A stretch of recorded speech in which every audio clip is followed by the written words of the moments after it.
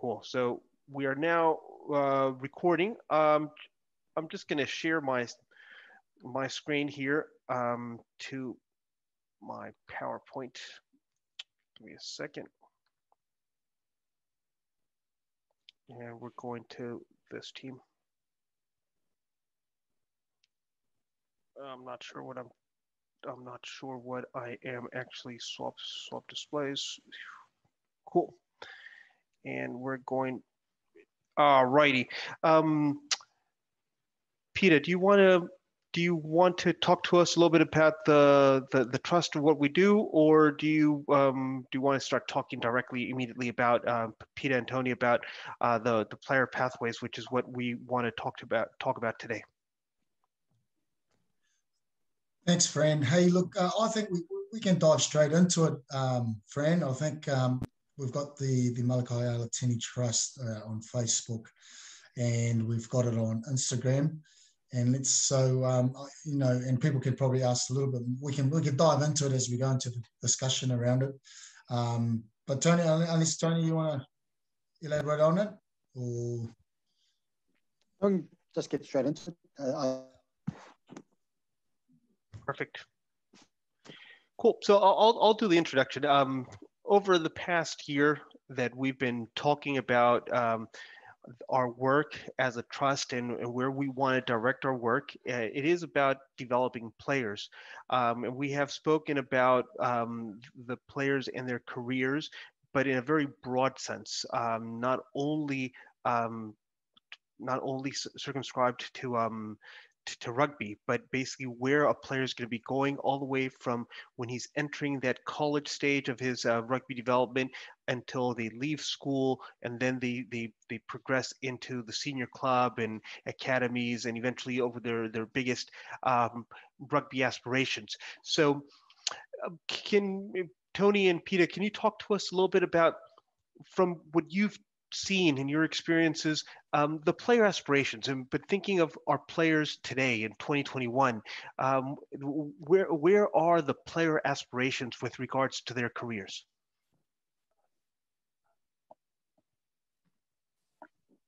Yeah, I'll kick us off there. I think with our kids and the way the rugby at school and the glamour it has, reputation it has, a lot of our kids at school obviously aspire. First 15 is massive for them, and then a majority of that group there actually see themselves, I suppose, if they make the first 15, and they're playing especially in Auckland, from what we see in Auckland, and then they'll want to follow the professional pathway. Now, what we've seen with that is, especially with our sevens, and that is that very, very few, the school, although it's very well run in terms of the boys at training, very well controlled. What happens after that, though, is that it's really tough. It's really tough to crack. And then, as we know, as you go along, it's very small number that goes on to be a pro, and then as higher you go, the window or the group just gets smaller and smaller for opportunities who they take. The percentage gets smaller and smaller. But by the kids at school, what they really miss out on is actually, where's the planning around, first and foremost, you're at school for education, and then that's well probably around that you can get something out of there after school and continue there, and that's probably where we see ourselves bridging that gap or filling that gap in terms of making our kids understand, it's great to have that dream, chase your dream, but also making sure you've always got that backup plan. And while you're at school, probably the perfect way to start and getting some of those, especially with credits and that, and looking at that, but also how you prepare yourselves and getting that, your education. The same thing you can take from there into your sport. Likewise, if you really focus on your sport, you can take the same exact way you prepare for your sports and transfer it over back to how you prepare yourself for the schoolwork. And in that space, Peter, with aspirations, we have talked, like Tony's saying, quite a bit about preparing our kids to go further on in rugby, but not everybody's going to make it, so they have to prepare themselves outside of rugby. How have you seen the aspirations? Our players are they aspiring to other things outside of rugby, or do you see that it's very focused on just rugby and pursuing that career? Yeah, great question, friend. I think first thing I want to just touch on just to have some depth on what Tony was saying is that the first thing that we all got to understand is that it's a professional game. Rugby's become a professional game. So when we first started playing the game, it was still amateur, so you couldn't build a roll around, but we loved it so much, which created who we were in terms of probably the passion for the game. So we love the game so much, so much more that when we were growing up, there wasn't you could reach the heights of what rugby could give you, but it wasn't a paid sport. So the two differences of what our kids feel today is that and aspire to is because you get paid to play the game. It's like for them immediately, it's a professional sport and they can get paid from it and make a living from it. But I think the part that and these are messages that are constantly being given to our kids, even to the point as well that the system has said that you can't just rely on rugby only. You have to have something on the side to make sure that you fall back on. And these messages have been given. This is the thing that we've got to understand, and probably those that will watch the program will know that what's different. The fact is, probably our point of difference is that we actually have seen what this pathway is and how it can take you to the top, but also we've seen the depths when it goes wrong. We've seen that side as well. And when you have nothing to back you up, we've seen kids finish from the game early. We've seen, even myself, I can talk from a lived experience. When it gets to the heights, there's some very, very lows as well that you go through. And that brings in the well-being of our kids as well, in terms of when they don't have anything on the side or something to back them up as a support, our kids are left wondering what to next. So that's probably the key gap that we really want to concentrate on as a trust, is that we can paint the picture of a pathway, but we can also show you the transferable skills that you have in your sport, and using rugby as our key vehicle of what it can look like outside to back you up. That should you face these times, and don't get me wrong, and with the climate that we're at with COVID, that the game could stop at any time. And if that happens, what is your next plan to go to? And I suppose that's the real areas that we really want to concentrate on, and really talk to our kids, talk to our parents, and give them and show them the picture, but also walk through with them to show them clearly. Again, that's part of, again, for most of us, the schoolwork has always been a hindrance. It's a barrier for us at times. But how can we show you guys that it actually isn't too far from what you're actually doing right now in terms of your game? How can we transfer those skills that you had with rugby into your schoolwork? And that's probably the key bridge for us as a group and a trust that we really want to paint for our kids, and also so much for the kids, but also that whole support group that he's got. What does that look like, and how do we educate them to understand that it's a journey together that needs to be taken, that everyone needs to understand. So from what we're speaking about at the moment, Tony and Peter, we're definitely talking that the aspirations of our young players have to be in rugby, but they have to be outside of rugby as well. What we're saying is that they need to be reinforced by both coaches and families and their surroundings around working on what they're trying to achieve, what they're trying to aspire, but in rugby, but also in other things. Is that what we're trying to highlight, Tony and Peter? Totally, friend. Totally. I think and there's that part between, it's the journey. We keep talking about journey, and no doubt that the kids have heard, but the part at school is just part of journey of life, you know, that, and I suppose, again, the picture's been painted wrong to our kids, and saying that if you do not do this or be in this particular team or commit fully, you know, to the sport, that, you know, that you won't carry through in life. I mean, you know, all it takes is it's just a step. Again, it's the first step of what it is in your life, you know, your school life. You know, there's so many more other layers that once you finish from school, that you have to keep working on to make sure to look what the success looks like going through. Now, you both have had a journey, and a real significant journey through rugby. But your aspirations have changed throughout your life, of what you've been trying to achieve, or what's been very important for each one of you, Tony and Peter.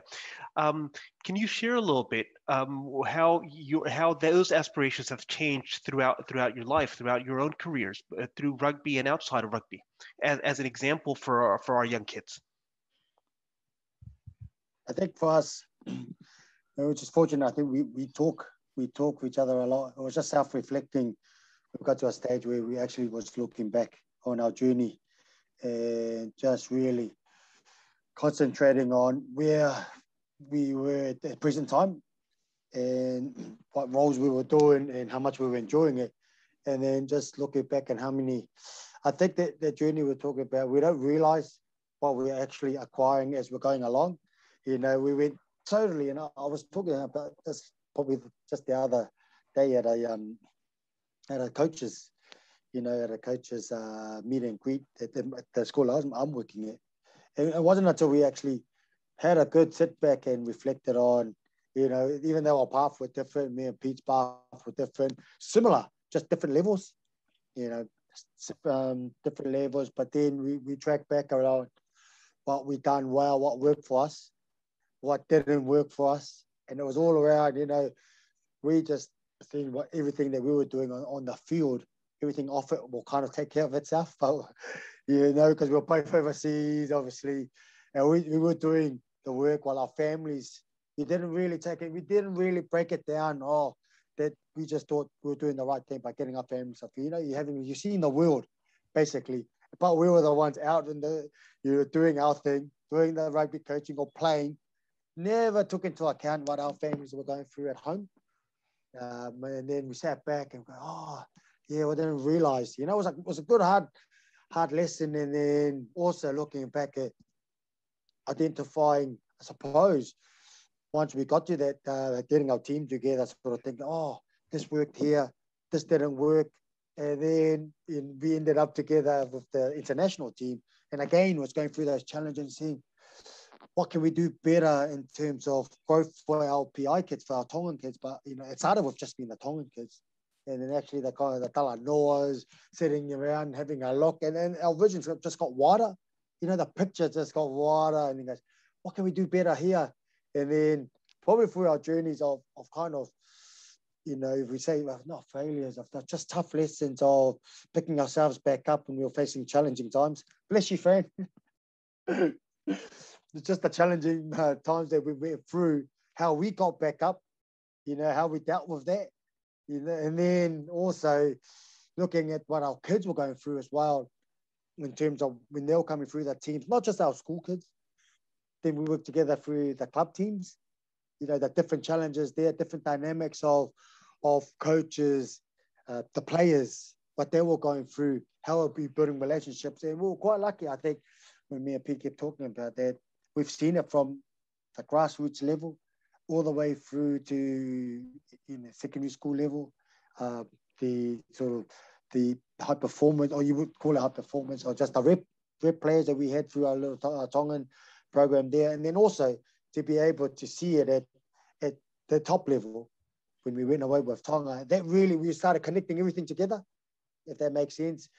And then we had to look, okay, this is probably what you need here. And that's where we were starting, seeing these kids here. It could easily have been at a level, but what were their barriers there? Why didn't they make it? Then we sort of unpack or look deeper into their situation. It was a lot more. It wasn't just what you seen they presented or the behavior they presented at the training. There was a lot more to these kids in the background.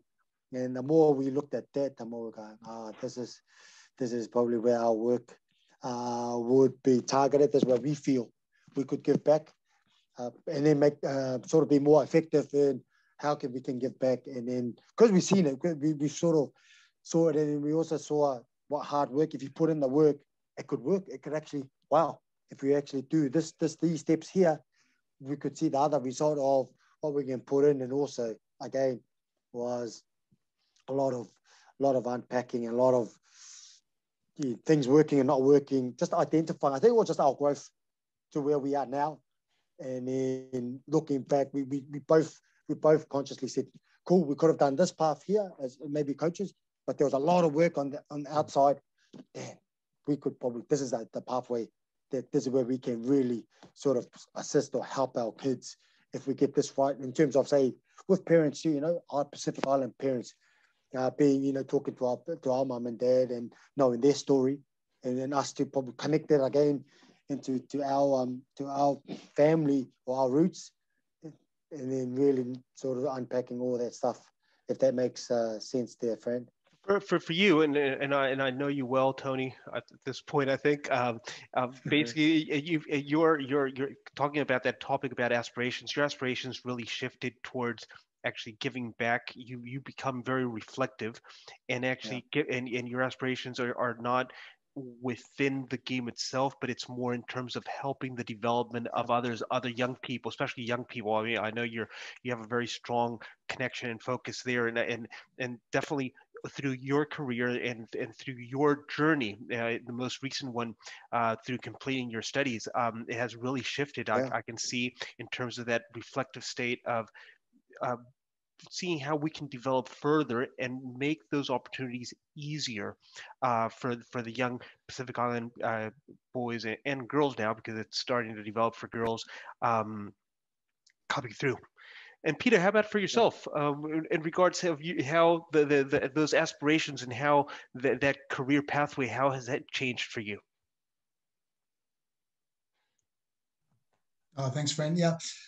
Firstly, as I see, Sione Lear's popped in. Good evening, Sione, and welcome to the chat.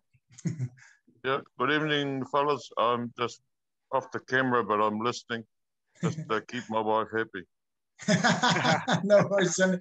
Hey, at any time while we're talking, brother, if you've got any questions, fire them through or type them in, and friend will be able to ask, or if there's any part of what we're talking about or the subject we are, please feel free to add your Talanoa and your experience from your days of either playing and even with the kids that you're helping, and all players that you're helping, mate. So please feel free to do so.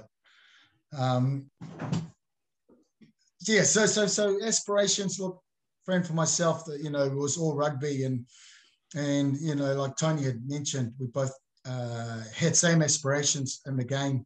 We just took different pathways, and I was fortunate enough to have the opportunities that I did, which drew me closer to my ambitions, and wanting to be an All Black was the first and foremost, and the dream, and that's the dream that a lot of our kids want, and even more so with our New Zealand born. We were Tongan born kids, but once we were embedded within New Zealand culture and being at the schools and getting the opportunities we did, those became our real ambitious goals that we wanted to reach. And the other side to it was obviously we had father, Malakai, his dream was and goal in bringing us here to New Zealand, that one of his sons would represent the All Blacks as such. So for me, for a long time, the game was hugely important, and I'll definitely understand where these kids who have these high, ambitions to be an All Black or play at the highest level or to become a professional.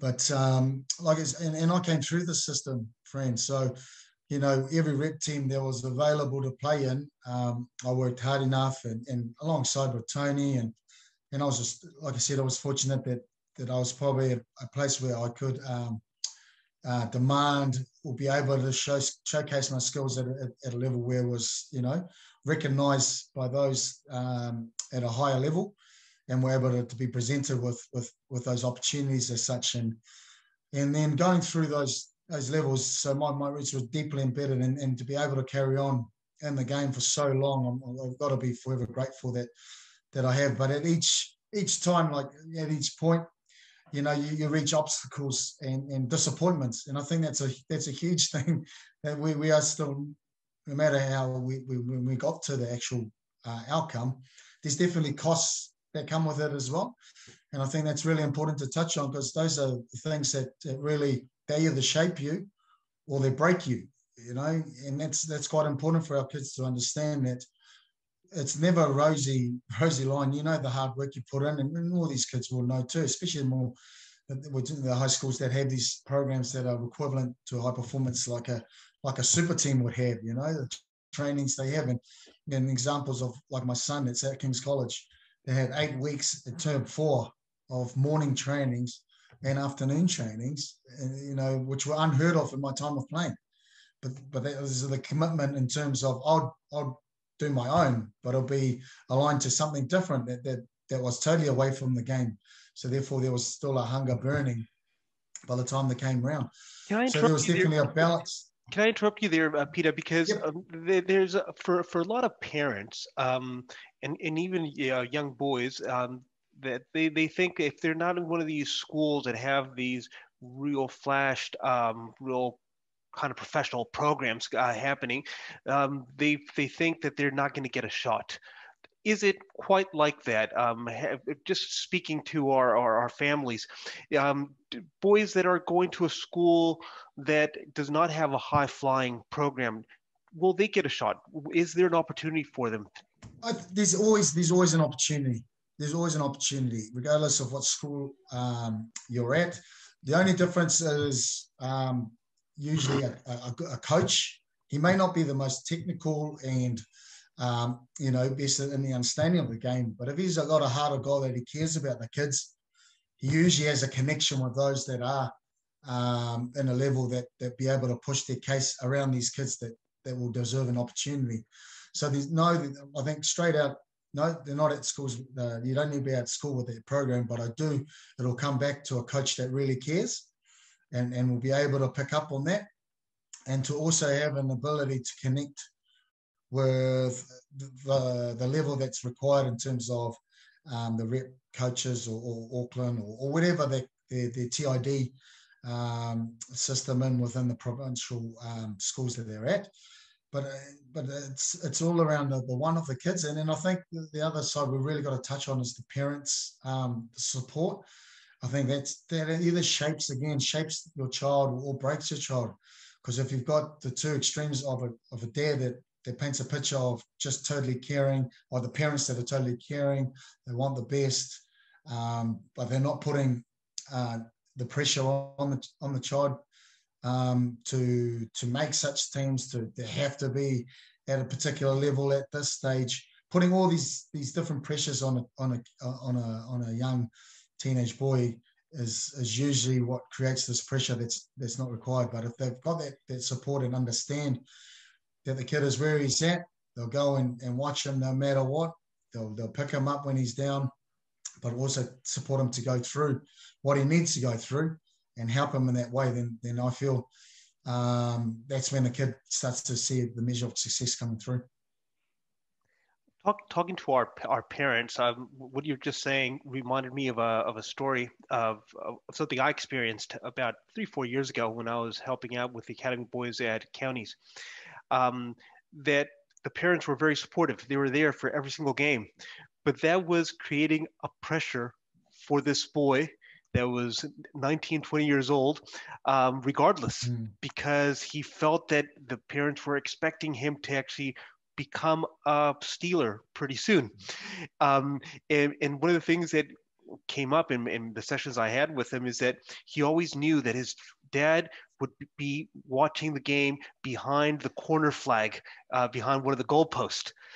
And basically during the game, he would basically isolate himself in the game because he would actually distract himself and look toward his dad for approval. He was looking for approval, Wow. and that was the pressure. And that was the pressure. And the cool thing about this family, that they were so supportive of him, that we came up with a strategy, and we told the dad, don't watch the game from where you watch it all the time. Every single game, change and move around during the game. So basically, your son doesn't have to look for you for approval. He can just perform. And they understood it, and he did, and the dad did that, and he would actually sometimes watch it from halfway, sometimes watch from behind the goalposts, move around during the game, and it gave his son a little bit that freedom that he could actually perform and do his thing during the games without having to comply to that pressure that the mom and dad weren't giving him the pressure, but he still felt it.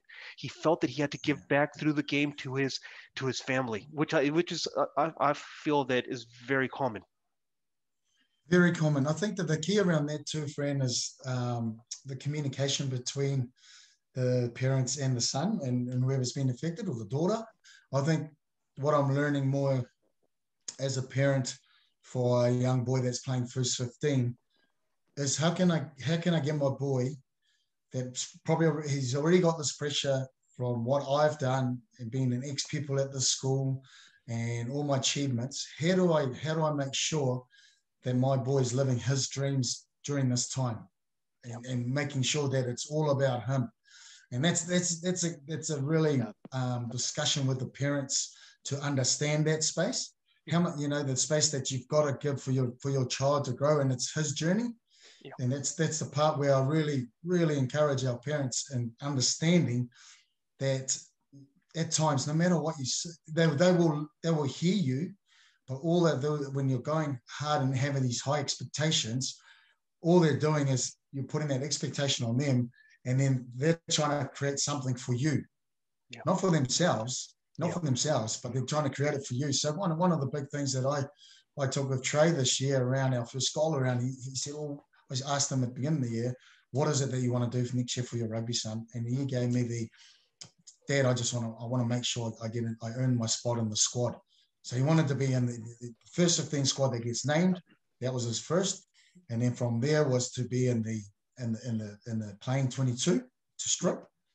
And then once we achieved those, then we kind of remeasured, and I said, okay, what is it now?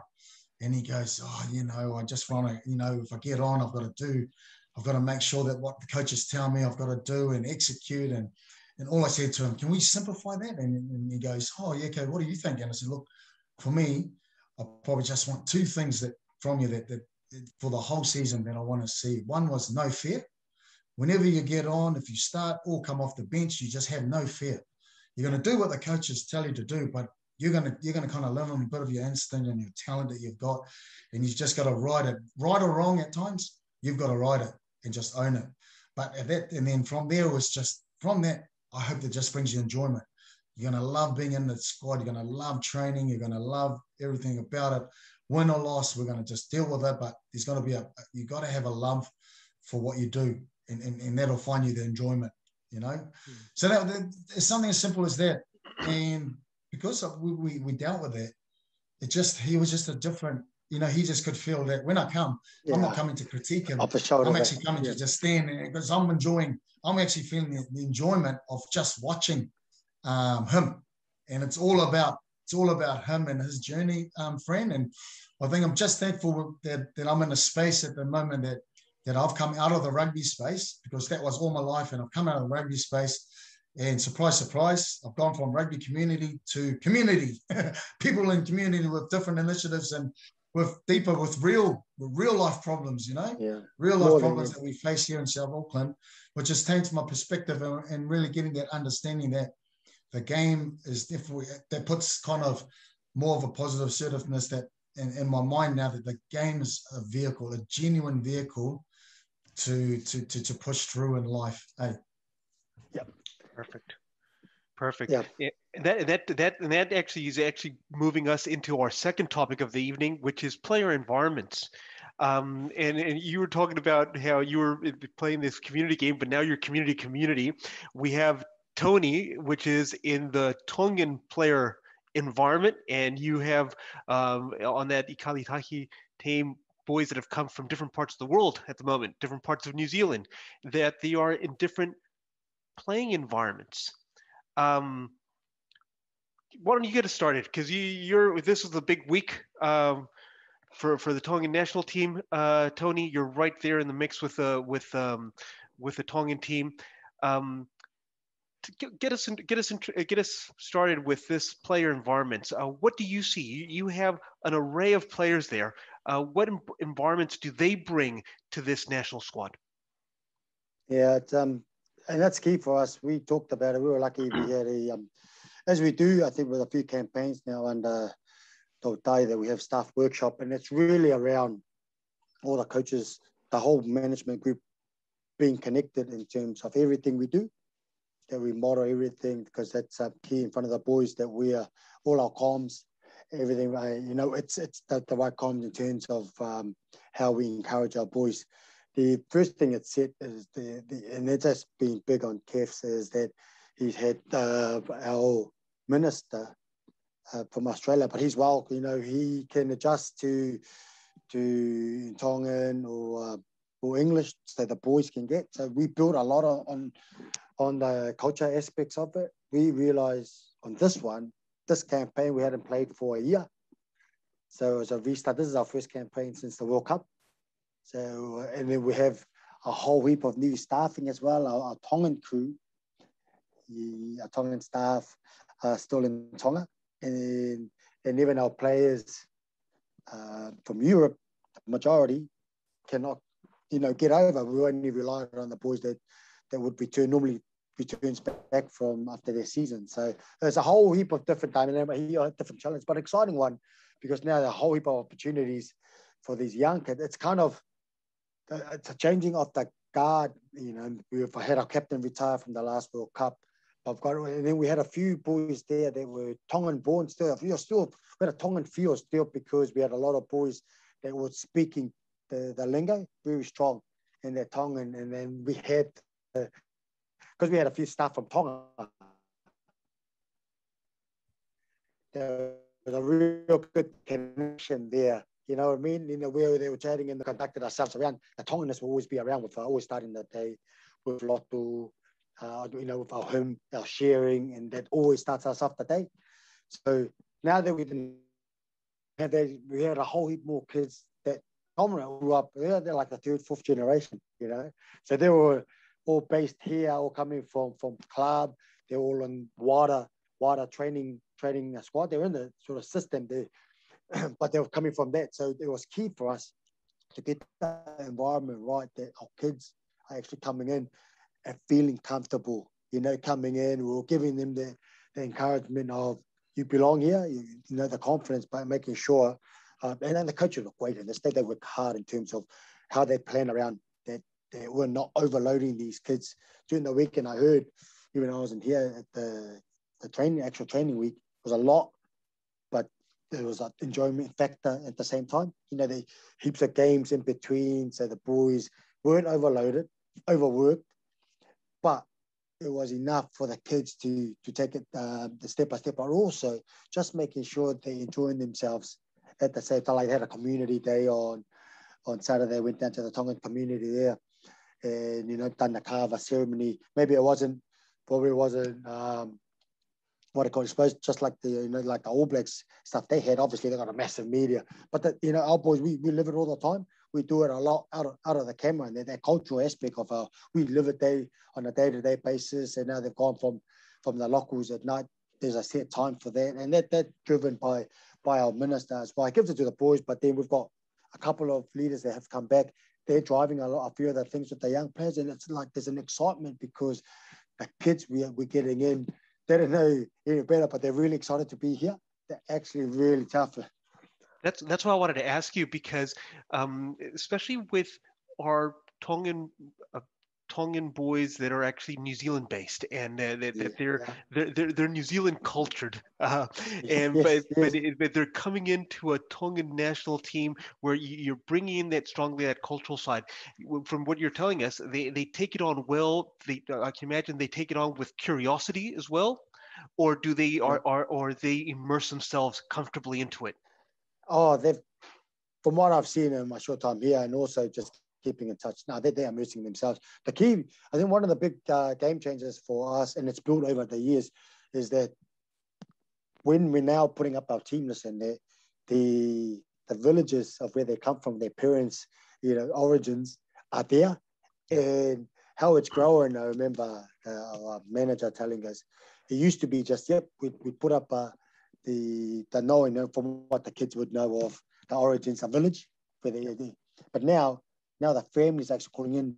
Don't forget to put in, this is, there's about 3 or 4 now. Now we've had to go, just your main ones, please, because everyone, and they're proud. That's just them now reconnecting to their heritage, to their roots, exactly. And now it's showing because now we're doing our name taming, our naming of the team. Yep. And right underneath their name is their village, and the kids we have here immersed massively. Today we went out, we had a session in the morning, and then but you can see it's just these kids here bringing their own flavor, the music. We went to a driving range, we were cracking up the coach because we came in with loudspeakers, we came in, and then but the hosts, they didn't mind us, using that, and the boys just really enjoyed it. They just got right into it. Then we came out of there and just thanked them, done our thank yous and our presenting, and the kids, you can see it in their faces. Everything we're doing, they're fully in, and talking to the new coaching staff and everyone's here. They're just excited about that these kids are bringing just the new energy for them, and just the excitement that they're grateful that they're here, and also where they're putting in the work. It's not all rosy. They know, I think our kids, they know exactly the mountain this week. They know it, that's reality. Yep. That's the reality. But in terms of having the environment, I think the environment has been, everything that they've done, what we've done as a support staff has worked really hard around to making sure everything's connected, that these kids are not going through, they've just heard in the past of what the struggles of the Tongan teams have gone through in terms of off camps and stuff, like what's going on off the field and stuff like that. So there's been a lot of work around that, and making sure their schedule just keeps going, and we do all the work in their background, which has been great. It's been great. So, and I'm going to shift a little bit to Peter now. So you're talking to us, Tony, about this opportunity that and we're talking specifically now, Tongan boys have to represent Tonga and represent Tonga at the international stage, playing an international test match against the All Blacks this week, which is the highest level that you can play outside of a World Cup. So that's one player environment that our young people can pursue. But we have this dream, like you were explaining, Peter, coming to New Zealand, you want to chase the black jersey. You want to be an All Black. And that would be a different environment. And like you're saying, Tony, that you've done a lot of work with the coaching and management team for the Tongan team to actually strengthen that international environment that you're creating for the team. But the All Black environment is a different environment. Super Rugby is a different environment. The club environment. Recently, I remember the story of a Samoan player that Dwayne, I believe his name is, from Paguranga, that's got his blazer or played his 100th game. I can't remember, but and he lives in multiple environments. Can you talk to us a little bit about that, Peter, about the different environments that our Pacifica players can live, thrive, and play in as they chase the dream of playing rugby? Yeah, that's a great one, eh? I think, the best thing that I'll just touch on the Tongan environment is I was involved with Tony for 2 years leading into the 2019 World Cup. One of the best things that they did straight from the outset that I picked was around the identity. The kids coming into, when you come into a environment, and the players, especially the players' environment, one, they got to see their identity and understand who they are within this environment. And the second is the pillars around the environment to that they can connect to. Okay, Tony touched on with Tonga. There was a huge faith base. There's a huge faith base in the Tonga, whether you're religious or not. But I can guarantee you, especially even if the kids are New Zealand born, there's an element of faith Christianity in that family. And that's got to be acknowledged. And once the kids start to understand, like Tony was saying, where they come from, their name is a huge one too. If the kids find out exactly how they were named, and to get the sense to start to connect the dots in between who they are. And then, like I said, these key pillars around within the environment that connects us. And that's the beauty around being in that space with the Tongan and Samoa is the same. So, but when you come outside of that, the other pathway is the one that I talk around with the All Blacks. But then you've got someone like we had mentioned, Dwayne Polizziwa, who club rugby, came out of school at De La Salle, club footy for a long time and just waiting to try and crack the next step, played Bs and the age grades, but, had to fight his way through to get into the Auckland squad. And even then he was a wider or was off the bench. Then picked up another role going through down to Tasman for a couple of years, come back up to Auckland for a year and then got picked up to go to Harbour. But these were all opportunities that were just facing him, and you still felt there were key pathways. Again, when I look back, what held him sturdy was, especially when he went to Harbour, and at the time I think Alama was the coach. What held him sturdy and kept his ambition and his dream alive was he had a great support network from his parents, who just supported him unconditionally, proud of him, wherever he went, that he did his best. But the second part where I saw where he was really successful was the routine. He knew that he couldn't live off rugby, so he had to work. And he had a great relationship for every job he had. He had, I think, a sales background. Yes. So he always made sure, wherever he went, if he wasn't getting paid professionally or as a player, then he made sure he had a job. And he always, everywhere he went, regardless if that work didn't hold his job, they'll give him a great reference for another job that he had gone and scoped himself, but they'll be backed him up. And then he had that balance between still chasing his dream, but also making sure that he was covered as well financially, because again, he wasn't leaving himself open that he didn't have money coming in. And then while he was at North Harbour, he was selected for Samoa, for Samoa, for the Manu. So all of a sudden, he's done all these different pathways and different player environments, but kept held in truth to himself, and he knew who he was, his identity, his support crew. Got selected for Samoa for India too. I think it was the same time maybe when I was with the Tongan team, and he was touring with Samoa. We were with Tonga in our UK. But I was just like, wrapped. Now he's a kid that hasn't given up on his dream. Yeah, probably the All Blacks was his first dream, but then the opportunity to represent he was a New Zealand born, but represent his native country of Samoa, because his mum and dad are full Samoans. And so he got the opportunity to play in that. But then through that, playing for Samoa, he picked up a couple of professional contracts, Doncaster in England, came back and then was selected to go to the World Cup in 2019. And through the World Cup, he got selected to go to America for the Utah Warriors and ended up named captain. Unfortunately, he was COVID hit, and he wanted to make sure he came. So he came back and didn't return, but instead got work and then played under us during that time. Played so well, got picked up from Tasman to go back down to Tasman and play Mitre 10 Cup last year for them.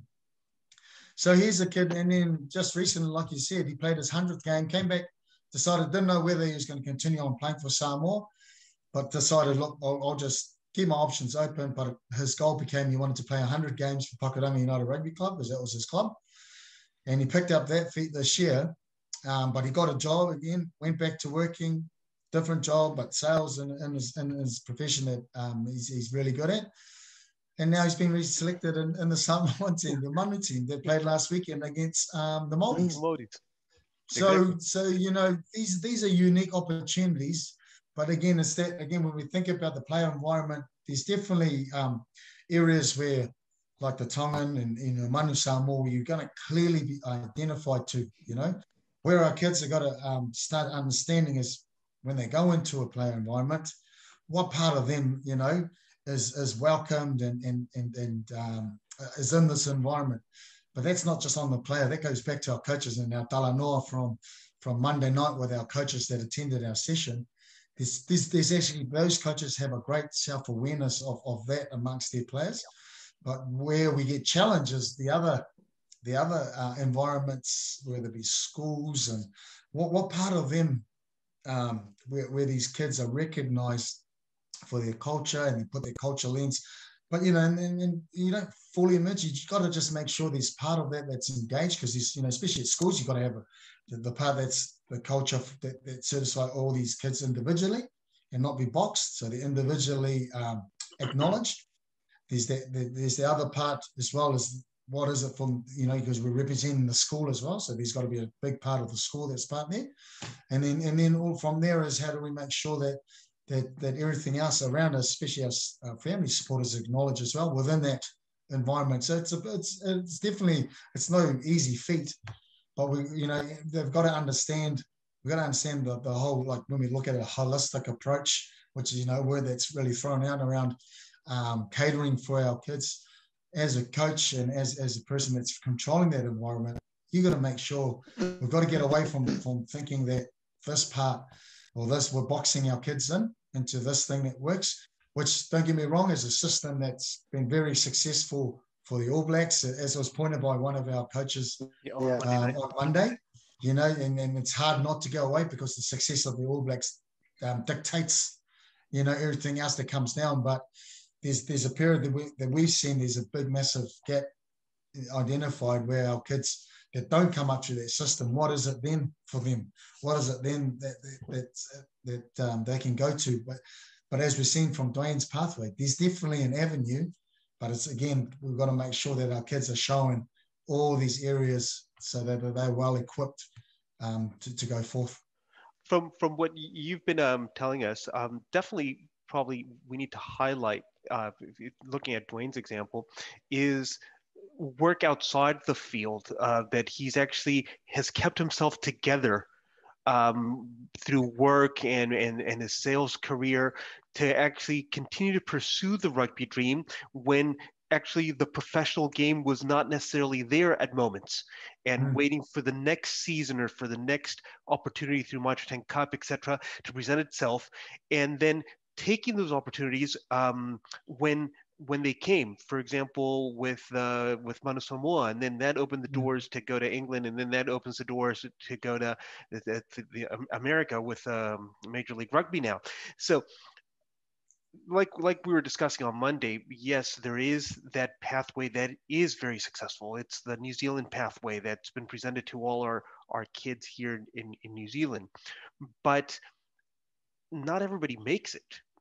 But along the way, because the journey is not, it could be longer than what you expect, there could be opportunities if you are supporting yourself from that family aspect, from that spiritual aspect, from that work and monetary aspect.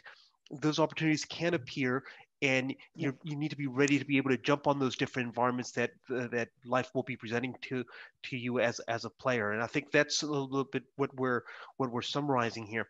I'm trying to summarize that. So unless you want to say anything else. No, I was just going to ask if Sione, have you got anything to add to our discussions, because you probably have dealt with a lot of these and seen these situations with kids that you've looked after or have mentored? Oh, thank you for the opportunity, boys. Fran, is good to see you and good to meet you. These boys we've been together for quite a while back in the days in Flatbush Road in Otara. So that's how I got to connect with these boys. Dad Malakai was very instrumental in our lives in the community in Otara. So I've always had some soft spots for these two. But I just want to tell you a bit of experience about when I take my boy when he was playing junior rugby. A lot of parents was offering $1 a try, and I said to the boy, I said I'm losing a lot of money. So I changed the mindset of the boy to say, I'll give you $1 if you pass the ball. Yep. Okay, so when you do that, then there was enjoyment for him to be able to contribute. By passing the ball, that means he's going to get $1, and then you can see, because kids were just hogging the ball, just because of that, a lot of parents are just saying, well, yeah, well, you know, $1 a try and $1 a try. So I changed that mindset to, if you pass the ball, you get your money. So, or whatever that you were talking about, you know. And it really, really helped him because it's sort of starting for him to, you know, improve his skills, his fitness, if he knows he needs to get to places on the rugby field. And to get his dollar was to be able to give that last pass, to be able for that try to be completed. So, you know, there's a lot of these things, and I've always followed these boys. And when they put up the Malakai Alatini Trust, as you know, I'm situated and located in Christchurch in Canterbury, so are very supportive of what they're doing, and you know, got onto this Zoom tonight. It's just a pleasure to see, you know, their vision and what they're trying to do is doing positive for the community. And I know it's a massive impact that's happening in Auckland. And just to all of you up there in Auckland, it's beautiful, and it's quite humbling to see you guys running such a trust. But it's also a passion of helping our kids, you know. And that's the most and first priority of us that we've been. I came to New Zealand in the 80s, Fran, and played my footy in Auckland with the two older brothers of these two, with Sam and Donny. So that was our era in the Aorere College, and I was playing somewhere else. But you know, that it just connects us, and these two has probably got the brains than the other two, because one is a comedian and the other one, you know, he's the prodigal son. But it's very humbling to see these things are starting to come into fruition. The fruits of their dad's work and just his mental capability of trying to install to these boys to run something like that.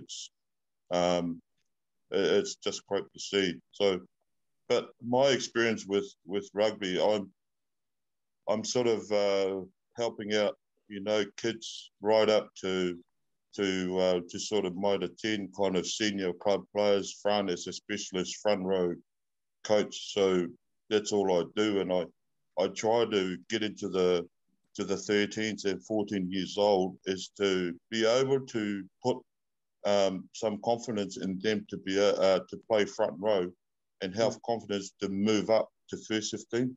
There's a lot of our kids, if they don't have enough technique and enough encouragement in that sort of age, they don't really blossom and go up to first 15 level. They just seems to, you know, get out of that system, because our Tongans and Samoans and Fijians have got the physique and the body.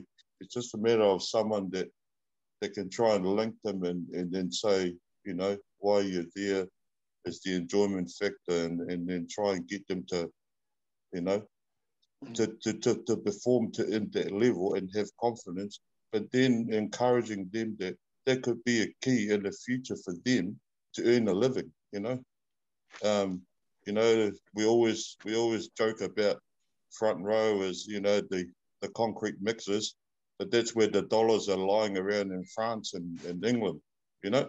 And even, you know, at the moment in the Mitre 10 system, you know, tight head props is gold in New Zealand rugby, and everyone's looking for it. So my purpose in what I'm doing is all these young Tongans that I can get hold of that are willing to pursue and be persistent in front row. That's my passion. I like to get them through and get through to a level, even just to play good club rugby. But if they get into a level or even representing their country like Tonga, that's it'll be very satisfying. So, you know, and I think yeah, been talking with Tony, and I'm just humbling to have Tony, you know, encouraging me and hooking up Fran to helping out this Tongan team that they are representing us on Saturday. You know, a few of those boys that It was just, I'm not trying to boast about it, but it was just good that Taudai and Peter has given me a chance in the South Island to wrangle out some talents, and there's a few of them in the team. So, you know, it's all about our little kingdom. We're proud to be Tongans, and that's all I can do. And I think Tony and Peter will understand, you know. It's not about me, it's about the players that they're trying to wear the Ikaletahi jersey, and I'm very, very proud to be part of that, Tony. So thank you.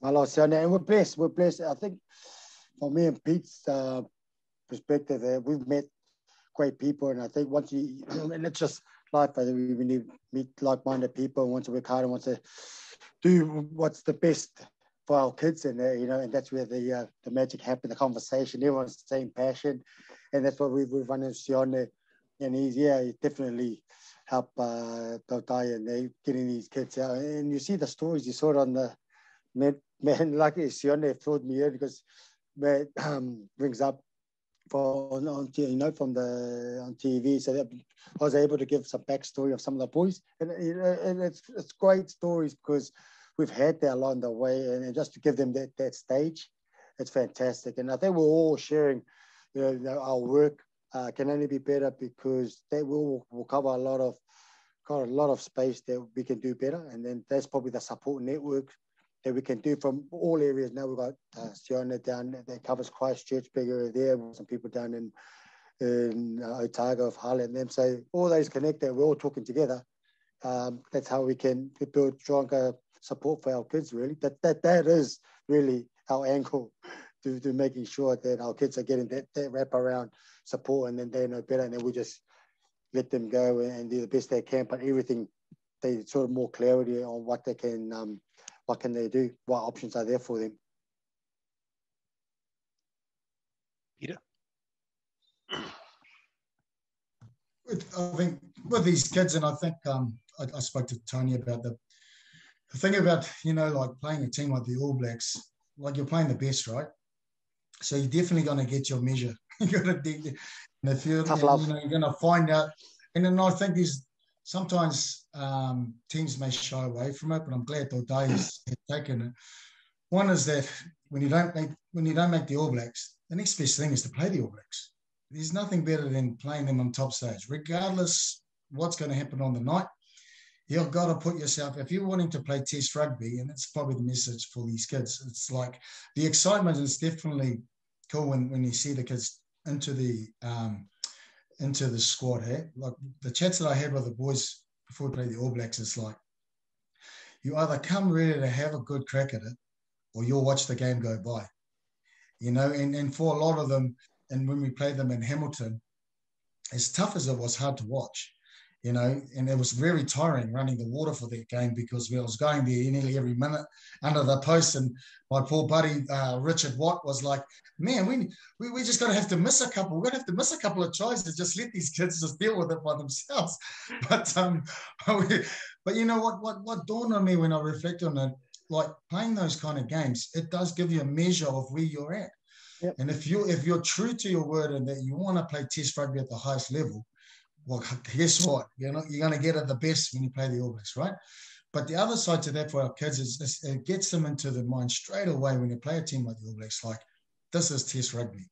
Yeah, sure, you're not going to reach, you know, it is the pinnacle of it, but that's what Test rugby is all about. You want to actually test yourself with the dream that you've had in playing at the highest level. And if this is it, where are you at? Have you got the nous? Have you got the resilience to keep pushing on to be better? Or is it broken yet because now you're thinking of what everyone else is going to say outside about this? And that's probably a part where I really want to get out to our community, and both us, Samoa, Fiji, because we've got this Pacifica series happening in this time, right? Is, are we going to be genuine? We love our country, but sometimes what is that when we don't know anyone, or we don't know what's going on with our kids, we tend our support to be tentative. Eh? We look at the MMT, and yes, because of all those name players. But my thing is, these are the next generation of what we can make our country really great. All they need is a bit of self-belief from everyone around them. And that's our people as well. Because remember, they're representing our little country, like Shani you know, and they're going to take the challenge and get up there. Well, all they need to know, especially from some, I'm speaking from Tonga, and the Tonga, we talk about the Tongan heart, right? This is something special that we have. All the kids, they've got it. All our kids have got it. All they need to know is that we believe in them and we'll support them no matter what. Don't worry about the outcome. Just go and play. Test yourself against the best, because then you'll know, right, if that's what the best is, that's what I want to work towards. But I can work it, you know, again, you can put the message, like you're kind of changing the narrative. Hey, you're changing that narrative again rather than, you know, oh my God, it's the All Blacks. It's like, oh my God, we're playing the All Blacks. Let's go come forth and really challenge ourselves. So there's that aspect of it around, and we've got like the great guys like Shiona, we've got some contacts now with Harley down in Otago, obviously some boys down in Timaru. How do we make sure that that message is put across to them that this is a grand opportunity and don't step back from it, because it's going to be the All Blacks 1 week, you know, and that's probably our plea against the bigger system around the world rugby. Give us more of this level of footy, you know, gives us Samoa, us Fiji, and because Fiji is in a good space, and with their governance and everything, they're getting, you know, they're playing these tier 1 countries. How come Samoa and us and all the rest of our Pacific countries get that same opportunity? Because guarantee what will happen is what we saw in 2019. The more we play tier 1 countries, the better we're going to get. The better we're going to get, and the more that you'll see these teams, us being more competitive. All we ask every time is put us in starting in the front of the race like everyone else, rather than us chasing our tails type thing. Eh? So that's probably key going forward with our kids.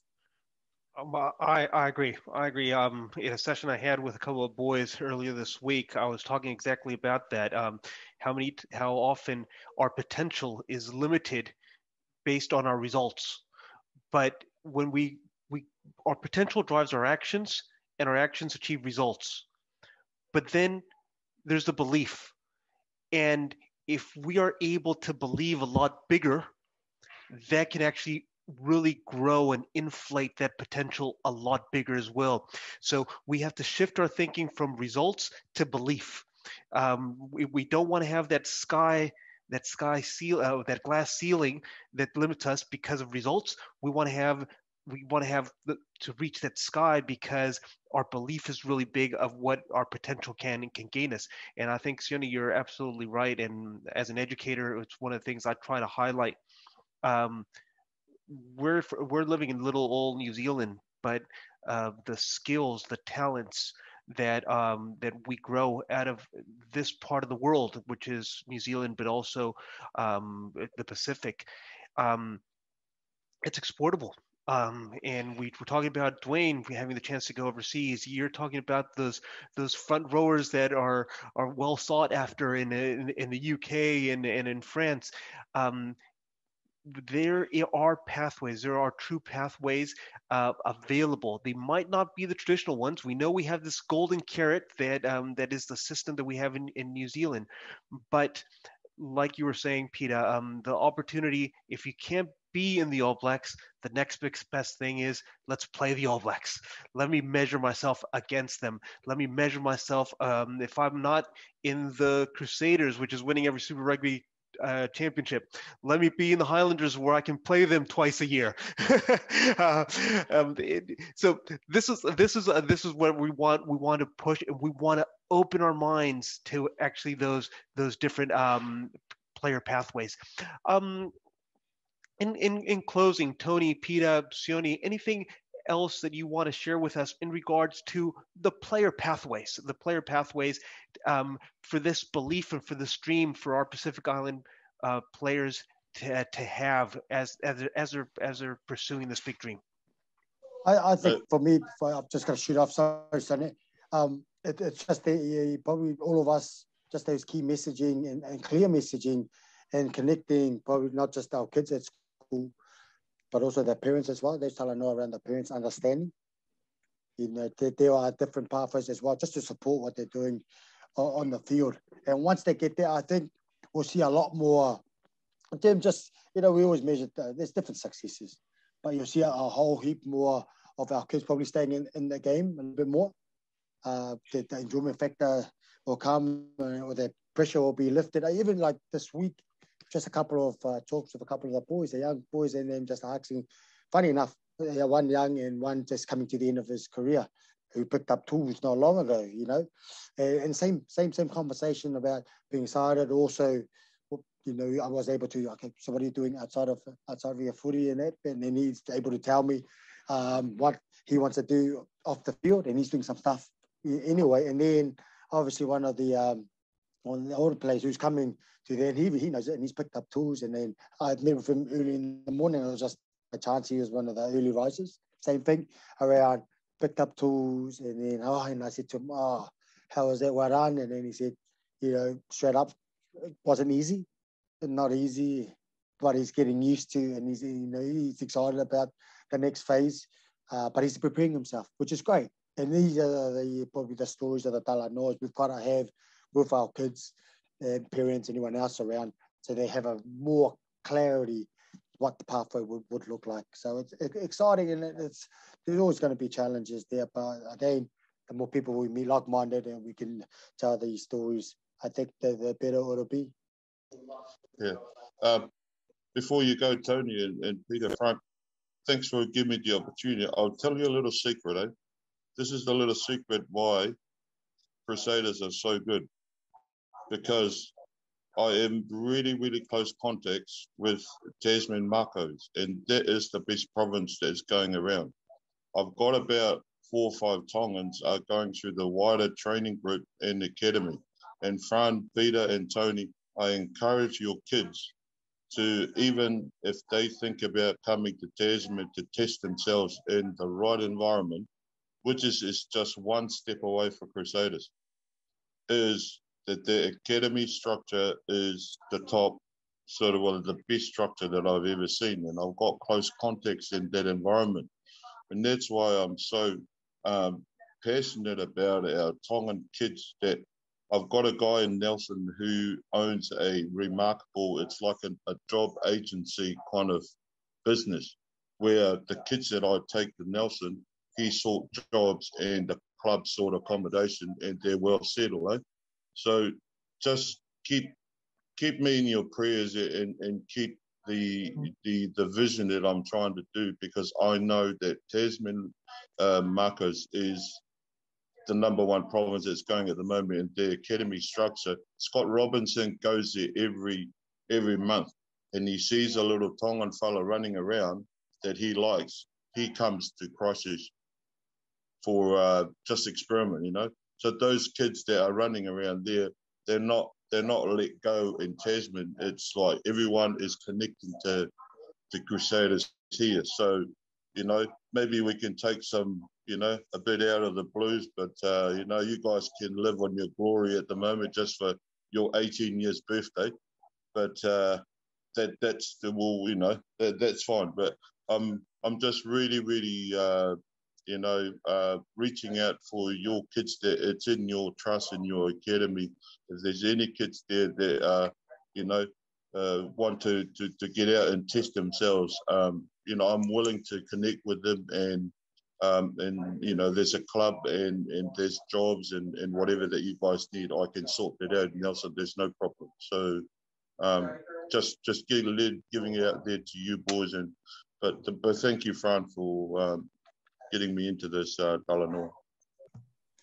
Oh, awesome, Shawnee. That's fantastic. To be honest, that little secret was no real secret. I know that I know Tasman's got a fantastic. I just only know because I've had a few boys that's gone down there from my club, and they've come back world champions, mate. Like, you know, Tony Ning Shu, Jamie Spout. There was another kid from Edgewater College. They all love it, Havili, and they've all come through. Some have made it too.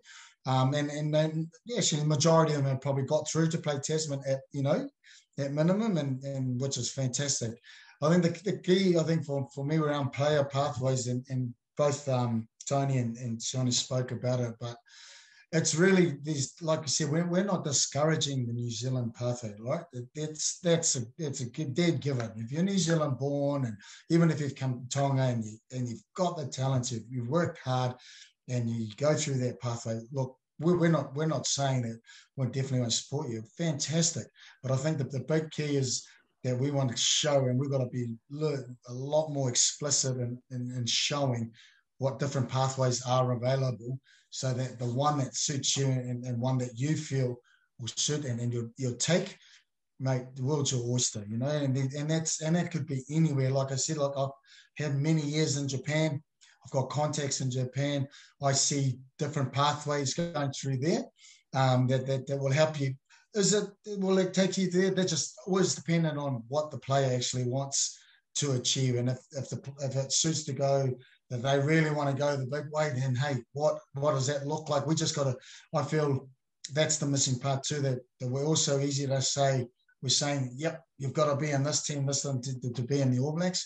But that's necessarily not true. There's been guys who've missed teams, and I think Martin Nonu was one to make schoolboys, to make Colts, but he made the All Blacks. You know, so don't ever be, I think we, as that's part of our big work as a trust, is really being really explicit in what the pathway looks like, showing every opportunity that's available for our kids, and really kind of, I think, the profiling of our kids to kind of give them a true sense of where they're at now in their journey. And we've got to be really honest, but having a great Talanoa session with them and their support system to go, yep, actually that's great, but really going, but these are the other ones that it may suit as such to achieve the same goal and going somewhere. So I think that's going to be a really big work in what we're trying to do in terms of for our players. You know, the understanding and being, like I said, I keep saying this really explicit. It's kind of always in my head around showing them, walk through with them. That's just not just them, but their support crew and everyone else that's going to help the kid get through to the end. Yeah, I'm 100% with you there on that, Peter. While you were talking, I was also thinking the seventh pathway. Many times we don't think of, we're always thinking of 15, we're thinking of Super Rugby. I remember a player a few years ago that he was being recommended stay in the seventh scene, but he was convinced it was Super Rugby, but you can make a whole career out of the sevens in the New Zealand system, etc. So there are pathways, and like you said explicitly, our work as a trust is to provide the support for players and families to see the different pathways and how they can sustain themselves. How can they hold themselves together while they're pursuing this dream to actually also be able to sustain themselves as a young man, young lady, as a father, as a spouse, as they're becoming an adult chasing the dream of rugby. So thank you very much, Peter, like always, for actually just being yourself and sharing your experiences and allowing all these conversations to happen. Sione, my pleasure to have met you. You probably know these guys better than I do, but I'm getting to love both Tony and Peter through these conversations this past year and a half, and sharing from my own background some very common background stories as an immigrant myself. Multiple times in my life I've been an immigrant, so understanding those troubles, and both as a son, but also as a father, of having to support your families in a new environment, but also chasing a dream and trying to become successful in what they're trying to achieve. So again, thank you very much all for joining us. This Talanoa will be available on our social media, and so we'll share it over the next few days. And any comments, please just put it down on the social media platforms. Any comments, any questions that you might have, we're happy to do other conversations, because the idea is the more we talk, the more we're all going to grow through these conversations. Fantastic. No, it's fantastic, Brent. Thank you for organising. Shone, absolute pleasure seeing you, brother. So good and so long time. It's actually nice when we, regardless, we're not physically face to face, but thank God for technology that we could have such a platform to share our passions and our visions, but doing it all for the love of our kids, and our future players and going forward. So fantastic, guys. Just let me know if you need anything, Fran, Peter. I'm here and I'm always here to help. And if I do come up, it'll be good to catch up for Milo. Not Definitely, a mate. Yeah. One or two. Milo's, mate. Just Milo that's called Kava. Nice one. Thank you very much for having Sounds the good, opportunity. brother. I'll find Aloha. Yeah. Thank Yeah. you. Thank you. Thank you. Thanks, Have a good night, all. Bye-bye. Cheers, guys. Bye.